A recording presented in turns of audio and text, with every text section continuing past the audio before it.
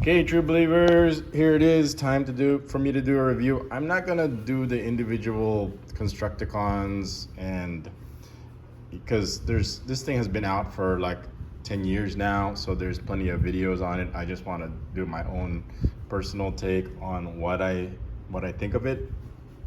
So here it is already combined. So it would take too long to take each individual Constructicon. There's 6 of them. So to transfer them to robot, we didn't even bother with that. We just went straight to the ultimate reason why you would get something like this is for this huge oversized Constructicon. So the first thing we want to do is take a look at the box. I got this from Devastator, Mall 168, fourth floor Solera wing, where I usually get all my Gundams, my third-party Gundams, but I just don't have time to do it, so I focused mainly on just the action figure, where I don't really have to put too much time assembling it. So this was perfect. It took plenty of time, but not too much time where it take me a whole week to do it. So that's why I decided to get this instead, because if you're gonna go all the way to the Visoria, spend all that time and money going out there, you need to get something. So let's take a look at the box. So if you look here in the front, there's some artwork. So over here it'll say Jinbao, and then it'll say deformation. I don't know if it's supposed to be deformation. Let's say it says here build up. I think this says DF03 builder deformation 6 in 1. I don't know what this 3 stands for or any others. So I'm sure somebody in the comments will let me know here. And then the box side of the box is made in China. Side of the box, the other side, it looks like they're can't tell. So it's just probably the individual robots themselves. I'm sure somebody in the comments will let me know. Here's a handle for it, and there's the other side. So this is pretty much what it looks like inside. So you got the 6 robots. I forgot what their names are. I just know Mix Master, and I forget the other ones. And they don't really tell you. They just have it as A, B, C, D, E, and F. So the box is in great shape. It came with another box. So let's talk about what came with it. First of all, the instructions. As you can see, they're in Chinese, and so you have it here as Builder Dr. Crank. That's not the G1 name, but as you can see, it looks like the instructions are fine for general, but they're not very detailed. There's just too many little things, and they don't have much detail in them. So here, transforming this one into the leg. Okay, you do that. But they don't show the little details, what the little tabs and nuances. So the problem with these instructions is they're not detailed enough. Good news is there's YouTube tutorials out there. There's lots of them out there. Like I said, this has been out for a decade. That will show you how to do it and the little details. But I just wanted to show you an example of how it lacks. So the first thing you probably want to do is throw away these instructions, because they don't have any detail enough. But I just wanted to show you what it comes with. So there's 6 of these. So here's, what is this one? Builder Dr. Crank. They're all Builder Dr. Crank. So Builder. So look at, okay, to change from robot to crane, take this off, and then you slide that. Okay, that doesn't tell you much. They just kind of highlight it, put some arrows, and then you're on your own. So I mean, that's part of the adventure, I guess, is to figure it out on your own and without breaking it. But from what I've noticed, this, like I said, this is my first third-party transformer. Is the plastic is pretty durable. Usually, since it's Chinese, you would think it'd be brittle and fall apart and cheap. so far my experience with it has been the plastic has been high grade. So here's an example of how simple it could be to transform. You just kind of turn that. They just kind of highlight it, turn it into orange, and then put kind of arrows on it. So I think we got it mostly right, except for the right arm. We kind of have it turned around.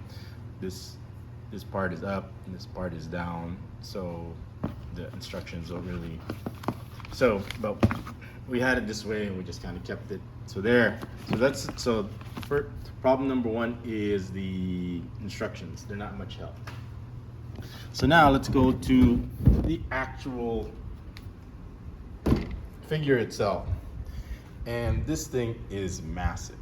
This is probably the biggest transformer I've ever owned. I think when I was a kid, I remember owning the little Matchbox Constructicons, and this is massive compared to that. And just look at the detail. So if you can look at the shoulder, we have the shovel actually on the other side, facing the other side. So, but anyway, the colors are accurate to the G1. I know there's the Michael Bay Devastator, which I'm not really a big fan of. I'm more a big fan of the G1 for nostalgia reasons, but they nailed it pretty much with the colors, the green, the purple, the grays, and look at his face. And look at this chest piece over here. So they got it pretty accurate, and actually way better than the licensed original.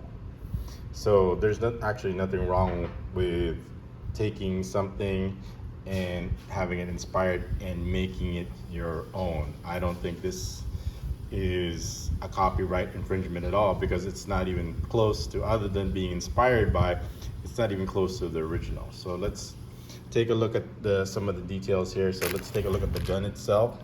It's got, like I said, there's people out there with reviews already to tell you what's posable and things like that.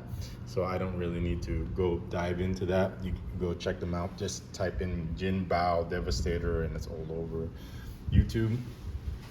I just want to show you or tell you how impressive I am with the details of this thing. So let's look at like the leg part, and it's just so accurate, the show and how it stands.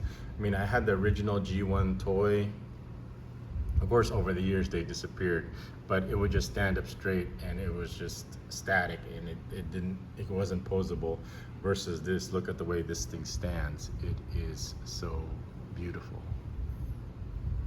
So let's talk about some other issues with it. Now, if you look at these are some rings, and I had to perform surgery and take it out of this joint over here because they were just so tight I couldn't move them, and I was so stressed that it was going to break. So I opened it up and see like what is it causing it to not move, and so I can get the joints to lock up. So I'll show you from here, from the back, this joint over here. So some people have already said how tight it is, and that's the reason why. So I took it out. So, but it's still functional. The problem with it is, like I said, it's so massive. The thing is balancing on these two legs, and they're fine, but the center of gravity is so high because this thing is so tall that it's ready to do a shelf dive at any minute now, because it's just wants to, it could just fall back or fall forward just so easily because it's so ready. Because like I said, it's 1, 2, 3 robots balancing on these two. So that's going to be a lot to ask for. So let's take a look at this. So that's one option you could do. A lot of people don't, but we decided to take up these rings that that make the joints tighter. I mean, you could leave them in, but they just locked them in there and made it impossible for me to move without breaking it. So took that out.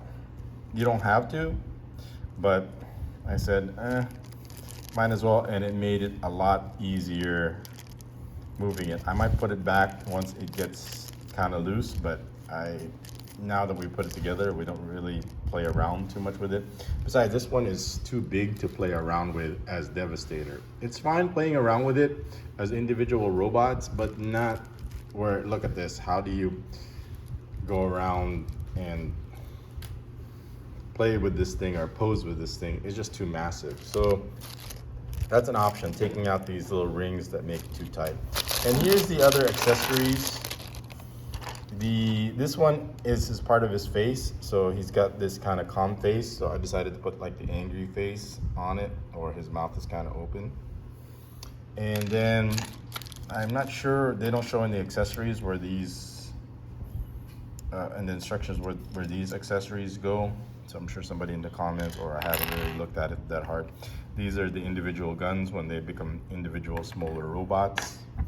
So this is like a ladder. I have no idea where it goes, but it's there. There's two of them. And then more guns. And then here's the instruction book for the LED light. So the coup de grace over here is that it lights up. So if you press this, you see how his eyes light up like that. And so it works pretty good. But sometimes it gets stuck, even if you turn it off.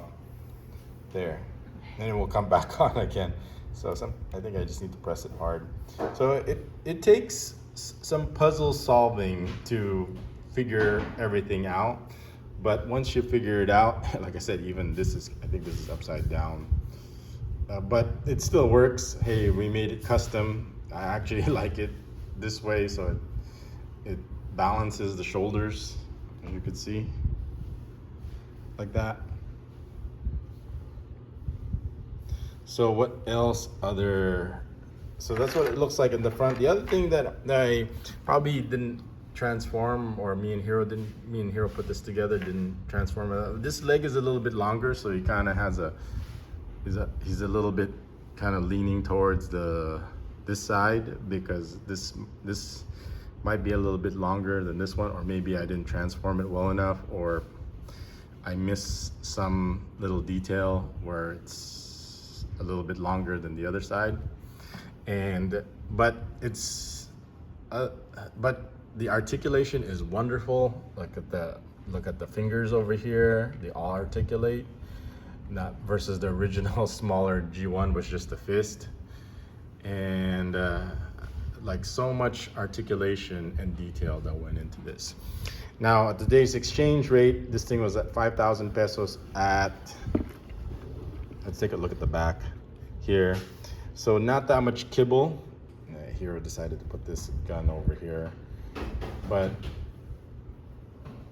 from the back, this is what it looks like. It still looks pretty good.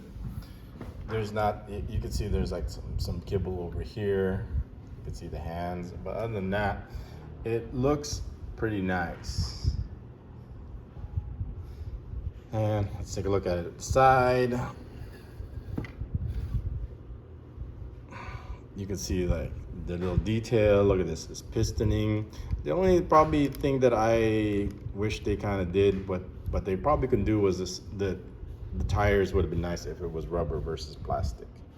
See how this is kind of plastic? They could have made this rubber to kind of make it, the details nice. I mean, I know they can't make this into rubber because it's part of the transformation right here, but the parts where it's like free rolling like this, it would have been nice if they made it into rubber. I don't know how much cost that would have been if they got it actually rubber versus plastic, but that would have been a nice detail. But other than that, I don't think, other than the tight joints, I don't think that it's a deal breaker. I would still get it. I mean, if you have $88 and you're in Divisoria for 5,000 pesos and you want to get something and want to get a cool toy, something that nostalgic that you grew up with, then why not?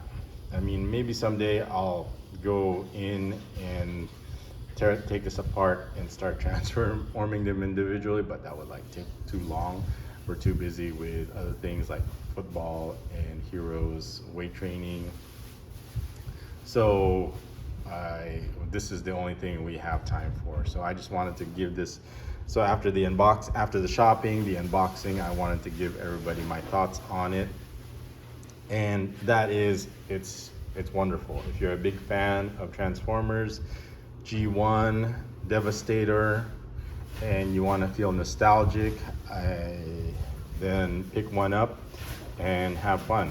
I think it's a good value for $88. You're talking about, that's 6 toys in one, so 88 divided by 6, you're talking about, 12, 13, 14 something dollars each. That is pretty damn cheap, especially in today's prices. Okay, so that finishes my thoughts and review on the Devastator. What is my favorite part about it? Gosh, it's everything. What I didn't like about it is the joints, but that's good.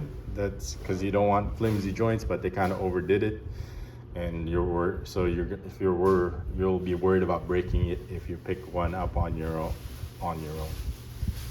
And yeah, I can't say one thing or another. I just love how accurate this thing is and how massive it is. I should show you a size comparison. Let me do a size comparison over here. Yeah, let me do a size comparison real quick. Let me do a size comparison. So here's a 20th anniversary from 20 years ago, Optimus Prime. I think I got this from Target. So I bought 2 of these and I kept one in the box. So just to show you how massive this thing is. So this is like a masterpiece size Optimus Prime.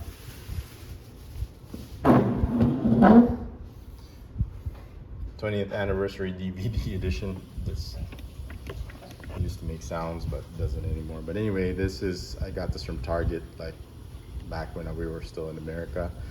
But look at how, for size comparison, how big that is compared to this. So like I said, this is the biggest Transformer and the first third-party Transformer, and they pretty much nailed it. Whoever designed this, engineered this, knew what they were doing, and there's a lot of passion and love and detail that went into it.